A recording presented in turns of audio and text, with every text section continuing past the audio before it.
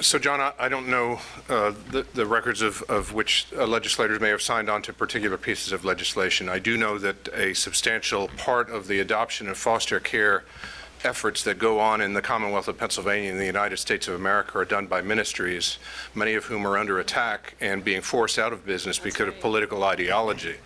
And so if we're concerned about adoption and foster care, there are some very significant things we can look at in cities like Philadelphia and elsewhere in terms of the challenges that are actually forcing those who are not only pro-life on the issue of abortion, but also pro-life in the issue of adoption and foster care that are being forced out of the system because of their particular religious beliefs and what is best for children, etc. So I would encourage you to look at that in terms of, is it a holistic movement? Because I would contend to you, there are people in this audience who work for pregnancy care centers who do encourage and provide support for women after the babies are born, provide help for them with all sorts of medical care and assistance after the fact.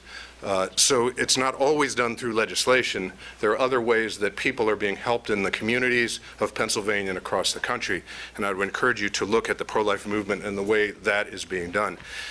Government is charged with, and I think to commend Senator Mastriano and Representative Borowitz and the other legislators that were standing here, has a duty to protect life, to protect the innocent. And so whether or not a legislator signs on to additional pieces of legislation that you may view as important in terms of advancing that, it still is vitally important that the advancement made to protect life, innocent life. We've talked here this morning, or I've heard this morning, about 2 heartbeats, about 2 individual human beings. And it's the role of government to secure the blessings of liberty to ourselves and our posterity. Our posterity includes those who are in the womb. And that's what we would encourage.